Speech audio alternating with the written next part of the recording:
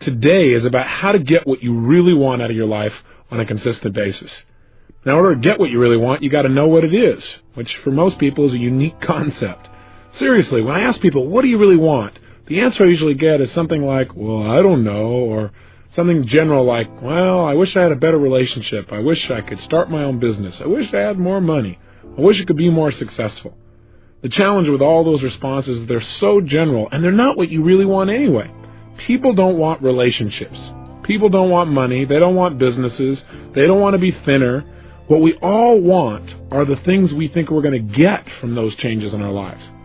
Everything that you really want in your life comes down to one thing. You want some kind of change in how you feel, or what I call a change of state, the state of mind or body you're in at that moment in time. We all want to change how we feel. Think about it. The only reason you want more money, you don't want little pieces of paper with pictures of deceased notables on it, do you? Of course not. You want money because of what you think it'll give you. You think it'll give you more freedom, more fun, or the ability to give to other people. You believe it's going to lead to some kind of pleasure if you want it. Say, I want a business. Listen, I know a lot of people in business who don't want their business anymore. The bottom line is it's not the business you want, it's what you think a business will give you, the feeling changes you think it'll give you. Somebody says, I want to get married. They want to get married because of what they think that will give them. Or I want a relationship. They think it's going to give them a certain kind of feeling. That's what drives all of our behaviors. Challenge me on this. See if you can find an exception. Is there anything in your life that you really, really want that the reason you want it doesn't come down to eventually some feeling you're going to get if this thing happens in your life? I'll tell you over and over again, no matter what exception someone has tried to find, if I keep asking them, well, why do you want that? But why do you want that? But why do you want that? Eventually they get to a point where they go, well, because it makes me feel good. And so that's what we really want. We want to feel good. We want to have those special feelings inside. In other words, we just want to be able to manage our emotions, manage our states, and create what we really want emotionally in our lives. Everything we do, we've already said, is to create pleasure. That's an emotion. And to avoid pain. That's an emotion too.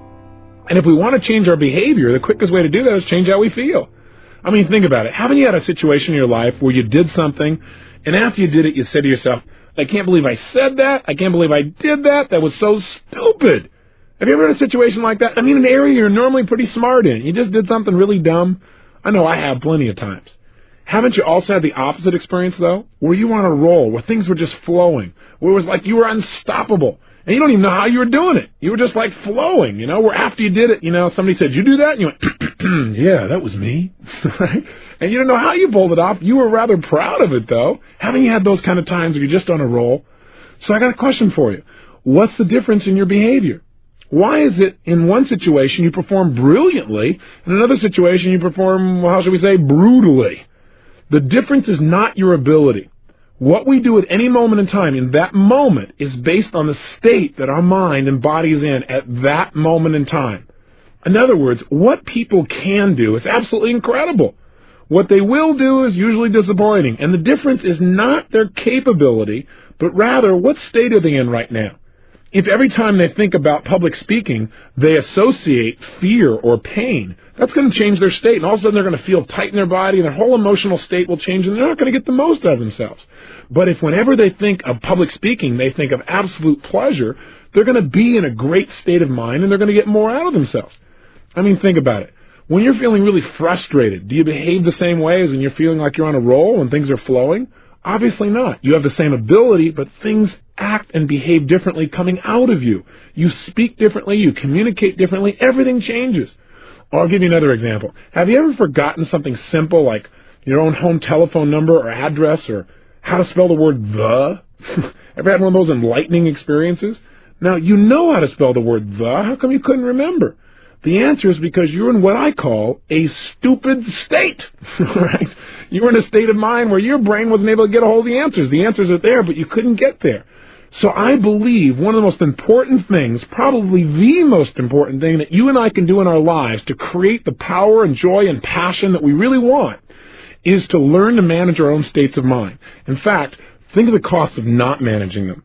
If you don't manage your emotional state, it'll cost you virtually everything you want in your life. Friends, family, success, and just the joy that every one of us wants to experience on a daily basis. Hey, let me ask you a question. Is what happens in your life the thing that determines how you feel at any moment in time? Yes or no? In other words, It doesn't matter whether or not, for example, the economy is doing really strong as to whether or not you feel good. Most people say no. Some people say, well, you bet. Does it matter how your relationships are going? Does that determine how you feel? Is how you feel determined by the weather, by how much sun or rain there is? Is it determined by how other people treat you?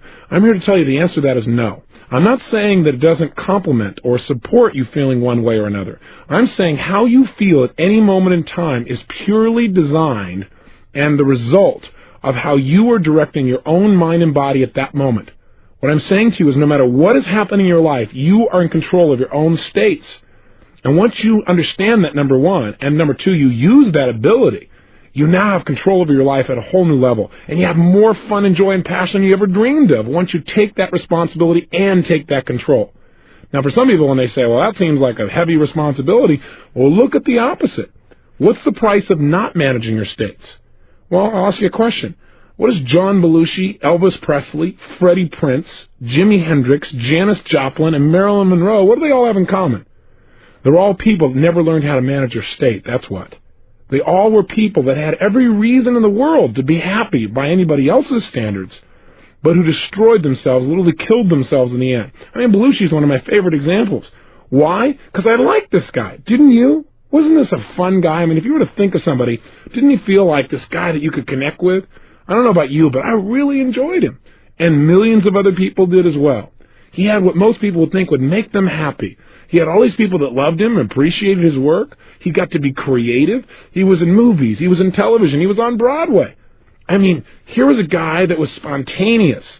He had a great family that totally loved him. He had all the money and fame that most people think that they could possibly want or need, and yet he's not here.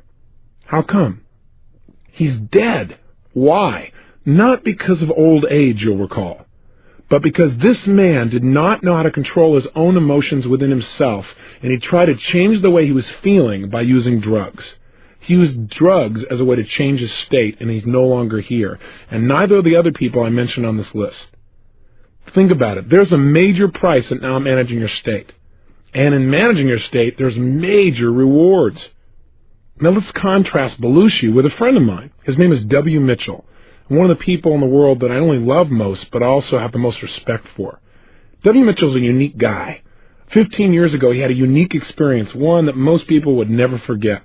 He was driving his motorcycle 65 miles an hour down a freeway when something caught his attention. When he looked over while he continued to drive forward, he got fixed on something. I don't know if you've ever done that. He got stuck there a little too long. Well, when he looked up, he was traveling 65 miles an hour right into the back of a Mack truck that had stopped in front of him. In a last-minute, split-second decision to try and save his own life, he slammed himself on the ground, and he slid 65 miles an hour underneath this truck across the pavement. Then the worst thing happened. The gas cap popped off. Fuel spilled out all over the place, and then from the friction, exploded and ignited. 3/4 of his skin was burned off. His entire face was mutilated. His fingers burned all the way down to the knuckles. He woke up 2 weeks later in a hospital bed in searing pain, fearing to even breathe. Now, for most people at this point, they'd say, hey, I'm out of here. Why stick around in this body? I'd rather just die. But not only did he not die, but he's become an example of true possibility for people all over the country. I mean, this gentleman could not even take drugs because his body was in such bad shape, but when people met him, they thought he must be on drugs because he seemed so up. You know, they go in and talk to him, they feel bad, and he goes, hey, it's over, we just got to move on. His mother said, well, you just must not realize how bad it is. Well, the reality is, he just made a decision. He decided that he was going to manage his state. Why? Because he saw the alternative as much more painful. He said, look, I got one of two choices. I can feel bad emotionally about everything I've lost and just make my total life a mess emotionally and have more pain to add to my physical pain, or I can focus on what I'm going to do, which means I can at least focus on something that could bring me some pleasure and get rid of my focus on the physical pain. And that's what he did. His life has become such an example because he kept managing his emotions.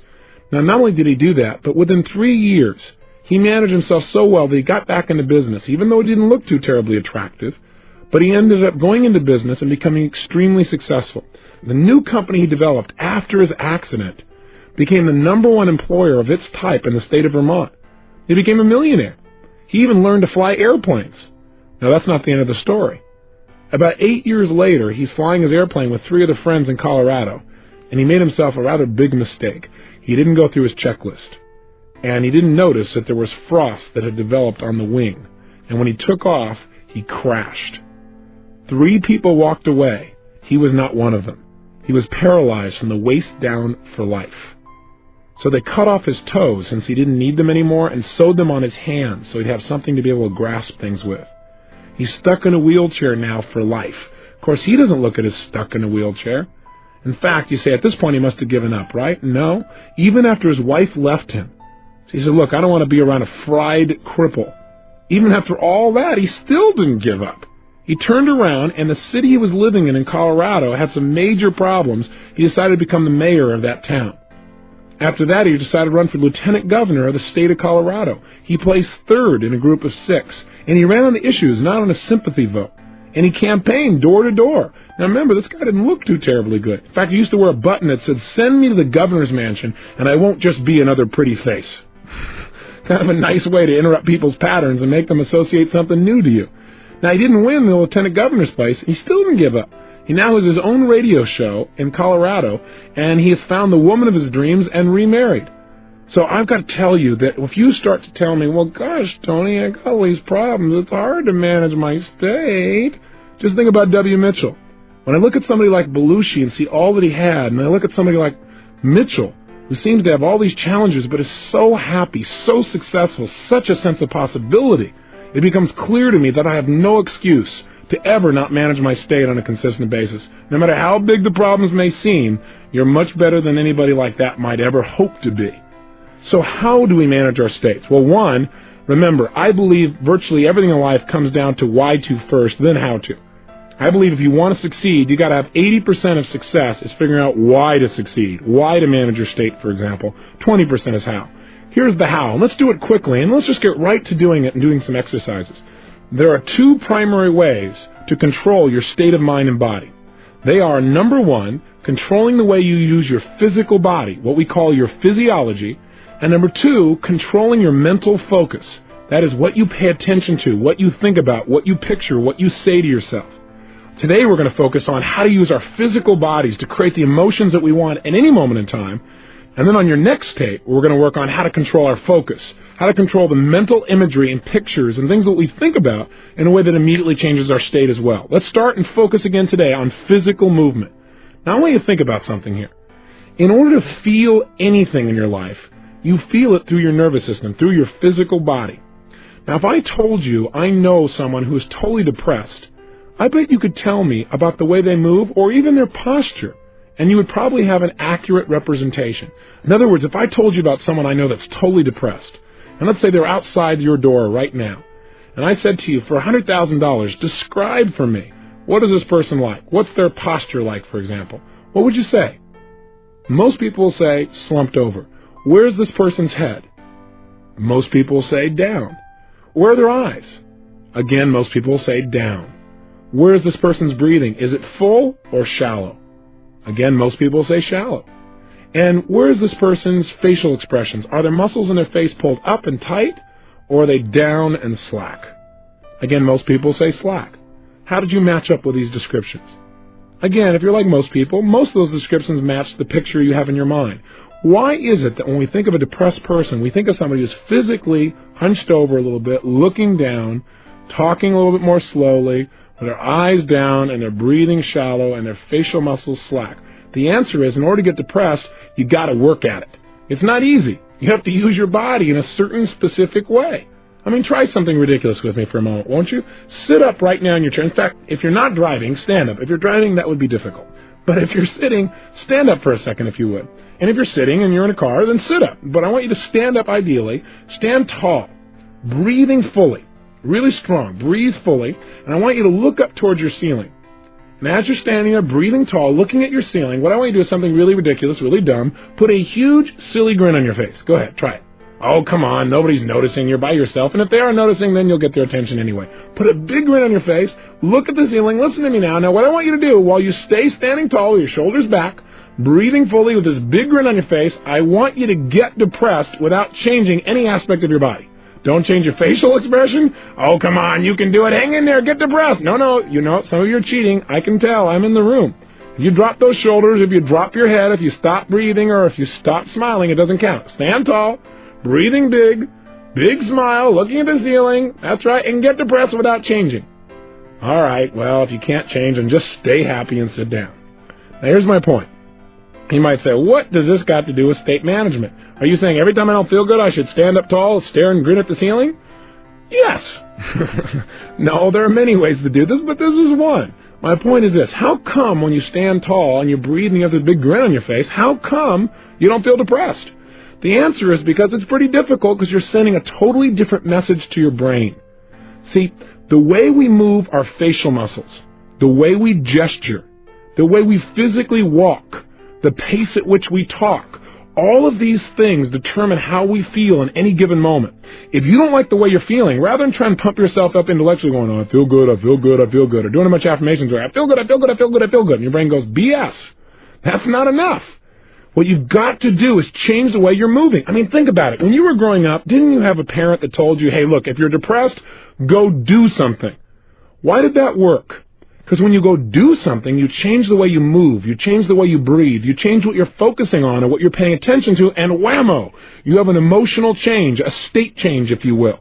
So I want you to realize the power of your own physical body. When I was struggling, I had no idea the power of my body. I was at the effect. But you know what? I still use these tools. I just used them in the wrong way. Hey, listen, you already know the power of your body. When you don't like the way you feel, what do you usually do? I'll tell you what most Americans do. They do something to change the way they feel by changing their body, by changing their biochemistry. What do? They do things like drink alcohol. Why? Because the minute you drink alcohol, does it change your state? You bet. You behave differently when you're in a different feeling state? You better believe it. Guy goes, yeah, man, I sure do. The bottom line is you changed your biochemistry. As soon as you did that, that was changing physiology, and your emotions and feelings and behaviors changed instantly. Now, a lot of people in our society, when they don't like how they feel, they change their body and change the way they feel by using cigarettes.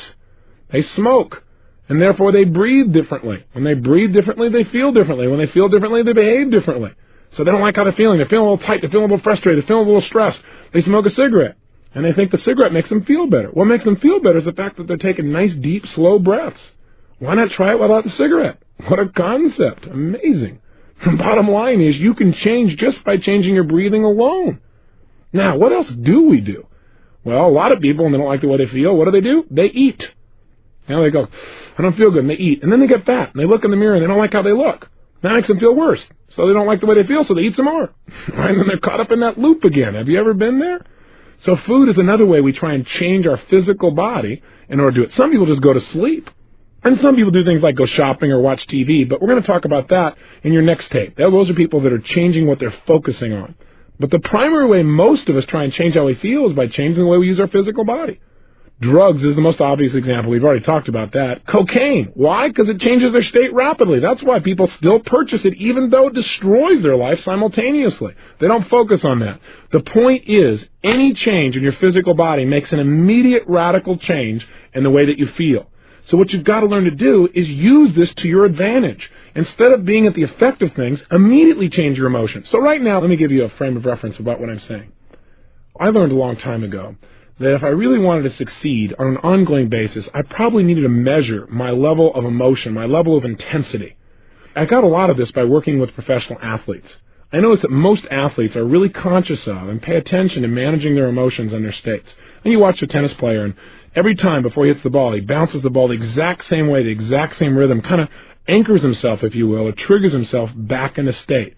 Football players do it differently. They grab their other buddy's head and they go wham, wham, wham, and smack heads with him, and they feel good. Baseball players, they spit, grab their legs, scratch the ground, but they do certain things every time to get themselves in state. And as I started to work with professional athletes, people like the Los Angeles Dodgers or the United States Army or individual Olympic athletes, every one of them focused on are they ready or not, kind of checking their state. But you see, in life, I think life is not black and white. I look at life as having many hues and colors and shades. So one day I pulled one of these guys aside and I said, look, it's not are you ready or you're not. Let's try a stupid game, okay? Let's pretend we're going to measure your level of power and readiness on a scale from 0 to 10. 0 is you're dead. 10 is you're absolutely unstoppable. I said, where are you on that scale?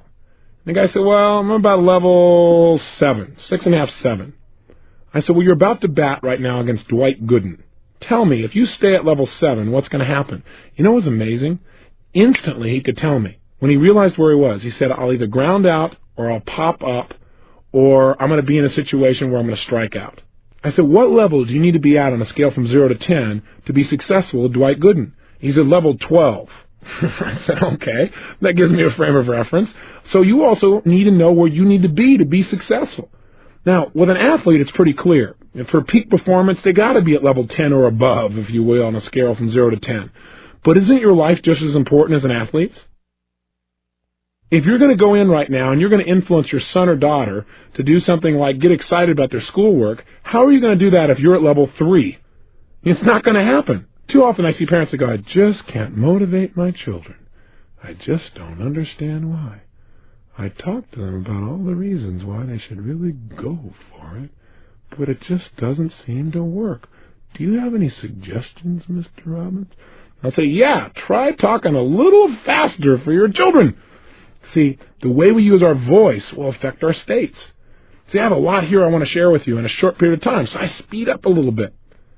How would you feel if I said, well, ladies and gentlemen, this is day 5. And today what we're going to learn to do is manage our states of mind and emotion. And over the next 30 days of this program, I want you for hours at a time to listen to my voice. Well, after you came out of a deep trance and turned off the tape, I doubt very seriously if we create very much change. Now, I'm not saying it's not appropriate to talk in a more relaxed way than I am in this frenzied pace that I'm sharing with you to try and get everything in. But what I am saying is make sure that you're in an appropriate state for what it is you're trying to accomplish. Does that make sense? On a scale from 0 to 10, where do you need to be effective at a given task? If you want somebody to feel loved by you, you probably don't want to go level 10. Go, I love you, I love you, I love you, okay! That probably won't work either. So everything is context related. But I'm asking you today to commit yourself for the next 4 or 5 days, even though we'll be doing other exercises, to looking at what state are you living in your life. If you want to look at the state of your life, look at the level of intensity and joy and passion you're creating. Where are you today on a scale from 0 to 10? Or better yet, before you started this 30-day program, where were you? Do you remember that first day? Before you got the tape program or anything else, where were you on a scale from 0 to 10? You remember where you were, first of all? Think about it for a moment, if you would. Where were you? What was your state like? Where were you on a scale from 0 to 10? Now I want you to think of something. Where were you after you finished that first tape on a scale from 0 to 10? Most people that we followed up with and interviewed with are usually at level 8 or above. And when they started out, they were in level 6 or 5 or 4 or 3. And so what I want you to do is do it without me. You don't need me to change your state. You need you. You need to move your body differently, and you need to pay attention to where you are. Use the state that's most appropriate for where you need to be for the given situation. So let me give you, first of all, some specifics about how you could change your body. I've mentioned a lot of them, but let's be really precise. The number one way that you can change the way you feel at any moment in time is to change the way you move. The reason is this. In fact, you might want to remember this phrase. Emotion is created by motion. The way you move your physical body is the fastest way of changing your emotions. So, for example, if I'm not feeling passionate and I want to, instead of pumping myself up, all I have to do is clap my hands or move my hands rapidly. I make a rapid gesture. Not a little minor one where I just push my hands out a little bit and then bring it back at a slow pace, but I mean speed, acceleration, if you will.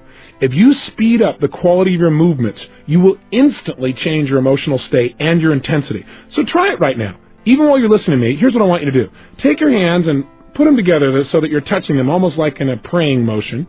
And what I want you to do when I say now is, at the pace I say, I want you to pull them apart and just gradually pull them out to your sides at the pace that I count, like 1, 2, 3, 4. Okay? And by the time I hit 4, you should be level with your shoulders. Okay? Let's try it. Your hands are together. And just notice what happens to how you feel. Ready? 1, 2, 3, 4.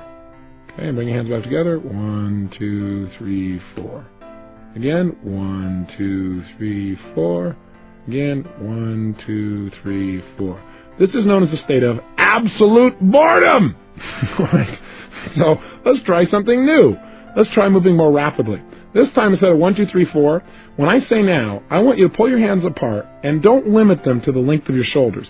I want you to literally pull them apart and pull them out as far as you can, like extending your entire wingspan. Now be careful on this. Look around you before you do this to make sure you don't hit anything. And let's have some fun. Do something silly. I know it seems ridiculous, but just try it. Now if you're driving, this is not useful. Keep one hand at least on the wheel and try it with the other one. Okay, here we go. Your hands are together, and when I say now, I want you to literally bring them out, explode them out to your sides, and extend your fingers and everything out as far as it can go. In other words, you're going to take your hands and make them go as fast as they can apart all the way out, and extend them. Ready? 1, 2, 3, go! And just feel that. And bring your hands together again, into a clap. Okay, and then do it again, out as fast as you can, go. As fast as you can. Bring them in, and again, out as fast as you can. Again, in. Again, out fast. Now, if you do this about 10 times, you will feel what we call a state change. Do you feel it now? Now, I know this may sound weird and bizarre. You're going, okay, Tony, what am I supposed to do? Crimp this wingspan every time I need to change state? No, what I'm saying is you must learn to develop what I call power moves. What a power move is to me is finding a certain type of gesture, or a couple of them, that no matter how bad I was feeling, or frustrated, or tired, or whatever the case may be, that I can make this movement and instantly I feel strong. Instantly I feel resourceful. Instantly I feel like I could turn things around. You need to develop what those are. And you already have them, because you've had times in your life when you felt great. How were you moving at that time? That's the first clue. In fact, what I often do with people is get them to stand up and walk around the room and notice how would they walk if they felt totally successful. I mean unstoppable. Try it right now. Oh, you're going, well, I'm in the car. Great. If you're in the car, then you can try this later on. But if you're actually listening to me and you're not in the car, stand up right now and try something. Come on. Don't just listen to me. Stand up. Come on. I'm watching you. I'm there. You got to know this. And what I want you to do is stand up and walk around the room. And what I want you to do is, first of all, walk the way you normally walk. Just, walk around in a circle or walk straight back and forth. Notice how that feels. Come on, you can do it. There you go. Now, what I want you to do now is make a state change. And I want you to, if you would, imagine that you feel absolutely strong and unstoppable. I mean, in your power. And what I want you to do is just walk around the room as if you felt unstoppable and powerful. And move your body the way you would be if you were unstoppable and powerful. Go ahead and try it right now. Go ahead, walk around the room and actually strut the way you would strut if you felt unstoppable and powerful. Make a gesture or two the way you would if you felt unstoppable. And then try to go back to the opposite again. Go to feeling not confident, not sure, and walk around the room not sure about whether you can succeed, making gestures like you're not sure. Feel the difference in your body. I want you to get an example of that. Then back to confident again. Make it strong. They say, what if I'm listening in the car? Well, if you're listening in the car, all I want you to do is sit right now, or even if you're sitting down, come back with me right now and sit down. What I want you to do is just notice how you can change your state from being bored and tired to feeling energized just by changing your body. So try this. First of all, sit the way you'd be sitting right now if you had 5 times more energy than any other time you can remember. Come on, go for it. Don't just listen. If you're just going to listen to this tape and not follow through, turn it off. But if you're going to go for it and make changes, then play with me, okay? Sit up in your chair right now. Come on, sit up the way you'd be sitting if you had 5 times more energy than any other time. Breathe right now the way you'd be breathing if you felt strong and excited and energized. Put a facial expression on your face right now like you'd have if you felt totally passionate and excited. No, it doesn't look like this. Come on, put a big grin on your face or a big feeling of energy. There you go, good. And make sure you gesture that way. Notice how this feels. Now, if you don't feel any change, it's because you've not made a radical enough body change. That is, change your body really major. Create more tension, more excitement, whatever it takes. Now, go from this state to being in a state of boredom. Go ahead. Sit the way you're sitting if you're bored and tired. That's it. Just notice how that feels. Go ahead. Really bored and tired. You know. And as you're sitting there bored and tired, I got a question for you. Did you change your body to do it? You bet you did. What did you change to get bored and tired? Well, did you notice anything happen to your head? Did it go down? Did you relax any of the muscles? What happened to your breathing? Did it change? How about your facial expression? Does your muscles go slumping or slack? Now try this. Get back to energize as fast as you can. Oh, come on. Play with me. What I want you to do just for a moment is practice snapping yourself from being in a state of being bored and tired into a state of energy. It's going to be very valuable for you. Let's try it. Back into an energized state. Come on, as energized as you can get. Come on, sit up in your chair, breathing with some energy, feeling strong. Come on, even more energized than before. Now go to bored and tired, Back to energized. Come on, as fast as you can. Snap yourself. I know this looks weird if you're driving in your car and somebody's looking in the other window, but hey, it'll make their day. You'll change their state. Come on, if somebody else in the family's watching, they don't have to know what's going on. Just go for it. Here we go. Total energy. Lots of energy and excitement. Feel it in your body. Move your body. Sit the way you're sitting. If you have even more energy. Bored and tired. Energize as fast as you can. Come on, snap back in that state. Bored and tired. Energize faster again. Come on, even more, even more, even more. Bored and tired. Energize back in that state again. Feel it and just stay there. Stay in an energized state. Now, you might say, well, this sounds weird. Let me ask you a question. How valuable is it for you to be able to go in life, in business, in your job, in your personal relationships, from being bored and tired and wiped out to being in a peak state? How important would that be to increasing the quality of your life, say on a scale from 0 to 10? I'll tell you, I think it's a level 9 or 10 or above. And I think you probably would too. So developing new ways, new habits of moving your body is the single most powerful way to change state. Here's another quick way. Change your breathing. As I said earlier, one of the reasons people smoke cigarettes is because in order to smoke a cigarette, you change your breathing pattern rather radically. When people eat food, oftentimes they feel better afterwards because they fill their stomach up, and it changes the way they feel and the way they breathe. With all that food in there, things slow down. They feel less stressed. Almost every yogic practice that I've ever studied or noticed teaches some kind of breathing pattern as part of how to change your emotions and the way you can grow spiritually, if you will. So changing your breath, try different breaths, breathing faster, breathing slower, and discover what breathing patterns work best for you to create the changes that you want. Thirdly, learn to manipulate your face. I teach people in seminars how to do what I call facial aerobics. What that means is doing many different expressions as you possibly can in a short period of time, so that what happens is you really have access to different emotional states. Do you know you have over 80 different muscles in your face? And a slight change in your facial muscle instantly changes the way you think and the way you feel. There was a study done at the University of California at San Francisco where they took manic depressives, and all they did was change their facial expressions, made them smile on an ongoing basis. These are people who were manic depressives, bear in mind. People who normally need drugs to change the way they feel. Not one of those persons, while they were able to keep smiling, was able to feel depressed. In fact, some of them began to manage themselves by smiling for 20 minutes at a time for no reason. And pretty soon they began to feel great, and they began to develop a new habit. Do you have habitual facial expressions of grimacing or frustration, where you crinkle up your nose or your eyelids or your forehead or something else that you do on an ongoing basis? I'm here to tell you that those habits create those negative emotions in your body on a regular basis. You need to develop some new habits of using your face. And finally, one of the ways you can manage your state best is to control your diet. And I'm not going to teach you a health seminar here, although I do those across the United States. I do want to say this to you, that most of us in life do not pay attention to what we're putting in our body. And what you're putting in affects deeply how you feel emotionally. Blood sugar, for example, alone makes a radical shift in how you feel emotionally. So if you aren't paying attention to how you're eating and you're throwing anything you possibly can in that body without looking at the consequences, you're going to pay an emotional price. Many times, hyperactive children or people that are having major ups and downs in their life, it just comes from some basic, simple dietary approaches. If they made a few simple changes, they'd live a much more balanced emotional life. So my challenge to you is to study health, to find out not how to throw your pendulum and go off on the deep end on some bizarre diet, but how can you make sure that the way you're breathing, the way you're moving, and the way you're eating things is giving you as much as possible to your life and not taking away, not throwing your life into a pendulum. Make sure that you have that physical energy and drive. It comes from having enough sleep and eating well.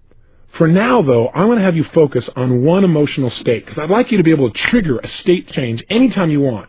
And that emotion is the one I note as passion. As you may have picked up, I'm a fairly passionate person. And I talk about that at the end of each tape because I think out of a state of passion, you can create almost anything you want in your life. I think most people in life want passion. They want that drive, that attraction to life. They want that juice in their relationships, in their business, and their ability to learn. But most people are barely making it through the day, you know? I mean, hey, you gotta watch TV, fight the traffic home, get a bite to eat, and go to bed so you can get up tomorrow and start the same vicious circle all over again. I mean, after all, guys gotta work, gotta make your way and stuff. After all, I work hard for a living. Can't expect me to be passionate at the end of the day. Easy for you. But come on, I work for a living. Let me just tell you something. I used to believe that kind of stuff, and I used to feel that way too. Am I saying you can't talk slowly and be passionate? Absolutely not. I can talk quietly and still have passion coming through in my voice, in the way I'm speaking to you, in the way I feel inside. But that's passion. This is not passion. And if you want passion, you got to talk like you're passionate. You can't talk like you're bored and feel passionate. It won't work. Your body will lead your mind. Take care of it. How can we use this knowledge? Simple answer. I want you to do it by doing the following. In a moment, at the end of this tape, your only exercise today is to do this. I want you to absolutely whip yourself into a passionate state. And if there's somebody there, I want you to talk to somebody about something, and I want you to do it two different ways. Talk to them about something you believe in, something you're really usually pretty excited about, but do it in a dispassionate way. In other words, talk to a friend. And by the way, let me just say this. If you're in your car or if there's nobody there, talk to the wall, okay? Talk to the road. It doesn't matter. If you're talking to yourself and people are driving by, they'll again be entertained, so this is very useful. Now here's what I want you to do. If while you're doing this, I want you to talk about something, and you can just talk out loud to no one or talk to someone if they're there, talk about something you're normally inspired about, but talk in a non-inspired way, a dispassionate way, where it's like you really don't believe what you're saying, but you're just trying to convince somebody of something. So you say, gosh, what's really important to me in life is learning to change people's conditioning and help them to succeed. And I really think that if you were to study it, it would really change your life too. And I want you to notice what you do when you're dispassionate. Notice, for example, how you're standing. Are you wavering back and forth? Are you standing still? Are you back on your heels? How do you gesture, or do you even gesture when you're dispassionate? How do you use your voice? What's the volume? What's the tempo? What's the tone of your voice? What do you do with your facial expressions when you're passionate versus dispassionate? Pay close attention. And then what I want you to do is, and really go for it, for 2 or 3 minutes, be totally dispassionate. Notice how it feels to be dispassionate. I doubt if you'll like it too terribly much. Then what I want you to do is change your state completely, and I want you to go to the other extreme. I want you to talk to yourself, or the wall, or your radio, or the crowd, or the traffic, or your friend in a totally passionate way where you're more inspired, more excited, more passionate than you can ever remember being in your entire life. And I want you to go for it 1,000%. And while you're talking to whatever it is, go for it 100%. Don't go, this is stupid. No, all right, I'll try it halfway. Do it all the way or don't do it at all. If you're not going to do it at all, give this tape program to somebody who will follow through. But if you're one of those people, then go for it, okay? Be outrageous. Push yourself. And then notice, how are you moving differently? What are some of the specific gestures that you give when you're passionate? And where are they? What's the difference in the quality of them? What's the difference in how you use your voice? What's your volume like? What's your tempo? What's your facial expressions like? Again, notice the difference. When you're done, here's your assignment. Your assignment is pull out your success journal and record the difference. In other words, what I want you to do is leave this session today having knowledge of the buttons in your brain. In other words, if I notice that if I take my right hand and I actually snap it out in front of me very, very fast, that when I'm passionate, I tend to do that making a point. And when I'm dispassionate, my hands are below my waist or just kind of hanging out there. Then the next time I want to be passionate, even if I'm not feeling passionate, I can just snap my hand out there and immediately it's there. If I notice that when I'm dispassionate, I talk kind of quiet and tired and stuff. But when I'm passionate, I speak a little more rapidly. Then if I want to get passionate, I just start speaking more rapidly immediately, and pretty soon I immediately feel passionate as well. If I notice that when I'm dispassionate, I'm back on my heels or leaning away from somebody, but when I'm passionate, I'm leaning into them, talking and gesturing, then I start leaning into somebody in order to feel passionate towards them. In other words, find out how your brain works. You are different than me or anyone else you're going to meet. Find out exactly what triggers passion within you in terms of movements. And experiment. What would be a kind of move you could make that immediately would make you feel strong, even if you were afraid a few moments ago? So let me be clear. Here's your exercise. 1. Talk to something or someone in a dispassionate way about something you're normally inspired about. Dispassionate, or you don't really believe it or feel it. 2. Change your state and get absolutely passionate, where you feel more excited, more energized, more passionate than ever before. 3. Dissect in your mind the difference in how you moved, how you breathed, how you use your face, and how you use your voice, and record that in your success journal. And finally, today, experiment. At some point in the day, you don't feel very inspired or you don't feel anything in particular, snap yourself into a powerful state. Or ask yourself, where am I on a scale from 0 to 10? If you find you're at level 4 or 5 or 6, to me, that's a pretty boring way to live life. Maybe you want to amp yourself up, crank yourself up to level 8 or 9 just by changing your movement. Or maybe you want to be able to go from being totally excited to relaxed just by changing your breathing or your tempo or your gestures. Because being able to relax quickly and easily is sometimes and oftentimes as important as your ability to get yourself excited. The only reason I push in the other direction is I think most people have the ability to get in this state. They may not have the ability to get in the other one. Whatever you're already good at, make it better. Whatever state you're not good at getting in, practice getting into it until you can absolutely make the change you want as fast as you can think it. Remember, any emotion you're feeling is based on how you're moving. Little movements like breathing and big movements like gestures and facial expressions. Take control today and experiment and explore. Have the adventure of discovering how you can use your body to immediately direct your mind and your emotions.